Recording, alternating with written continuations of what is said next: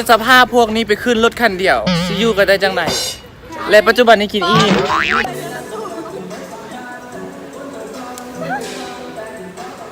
สวัสดีทุกคน Welcome back to my channel คลิปนี้ก็อาจจะเป็นคลิปที่ต่อจากคลิปที่ลงไปเธอก่อนเป็นคลิปที่เราได้ไปเฮ็ดบุญได้ไปปล่อยเอี้ยนได้ไปถวายน้ำคลิปที่แล้วอาจจะเป็นคลิปก้อนวันเกิดคลิปนี้จะเป็นคลิปวันเกิดตอนนี้เรากำลังสิไปเฮียนเนาะเป็นเวลา 10 โมงแล้วแต่ยังไม่ได้ออกจากบ้านจ้ามื้อนี้จะมีอย่างเกิดขึ้นแน่กะไปกันเลยเท่านั้นจังได้หนึ่งในภาษาจังได้มาเฮียนสวนจ้าเปิ้ลวันนี้ today วันเกิด Happy นะครับ ไผ่เบาHappy birthday ยา so happy birthday to you ตรงสาขาเดียวนั้น Happy สา birthday ขา to อื่น you ต้องเป็นเศรษฐศาสตร์ที่ใช่อย่างไรต้องเป็นเศรษฐศาสตร์เราแบบนี้เนี่ย จะ ตรง ปี ปา บ้าก งาน ไผ่สอนไผ่สอนห้องเพลง ทีมงานเจ้าเก่าเจ้าเดิมจ้า ทีมงานเจ้าเก้าจ้า อีกแล้วคุณอยู่น้ำทุกคลิปจ้า คืออ่อนกับเป็นคนที่มีแนวคิดจนเสียแล้วมีอย่างบางด้านที่ยังบอกการแสดงออกตัวปาก จุดอ่อนมันคือติดชมจีนอีกเจ้าเหมือนมันก็เบิ้งมันอะไรแบบนี้นะจุดอ่อนมันมาหลัก เบิ่งดูนี่จะโคตรทางหน้า3ทางหลัง5มื้อนี้เฮาสิไปอันนั้นไปกินข้าวปุ้นเจ้าขิงซึ่งว่าไปกินหลายเทื่อกับขี้แตกทุกเทื่อเนาะแตกกับไปกินอีก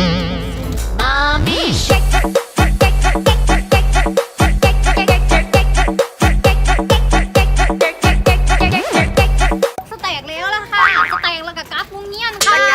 คือรถมาได้ค่ะรถหน่วยค่ะ สู้คิดสภาพพวกนี้ไปขึ้นรถคันเดียวซิยูก็ได้จังไหนและปัจจุบันนี้กินอิ่ม นี่เข้านี่ มาเข้าไปยินคือการมันมีแอร์อยู่ตา ไข่จังซี่เลยเด้ มึงโฟกัสผ่านแล้วของมัน Happy birthday to you ใช่แล้วบิวเลย Happy birthday Happy birthday to you เราไปกินบุฟเฟ่จ้าไปสาวซิ่ง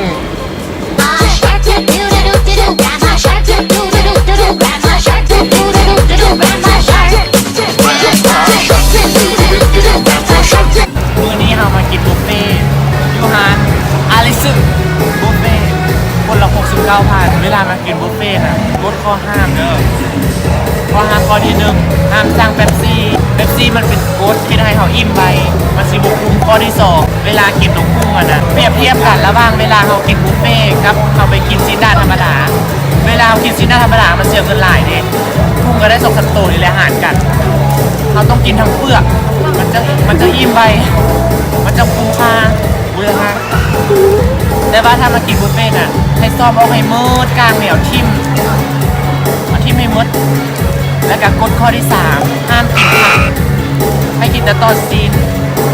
กินแน่จังน้อยเพื่อให้มันขี้ง่ายอย่าฟ้าวกินของหวานเพราะว่าอาหารหวานจะให้เขายิ่งไปยกตัวอย่างอีห้านี่จะไปตักไม้ยังอันของหวานย่างเข้ามาไปเอาบ้างไหม กินเรื่องสุขภาพเท่านั้นกินพักกินอย่าง ตัวงามแห้งเนาะตุ้ยคือลืมกระล่างนะมา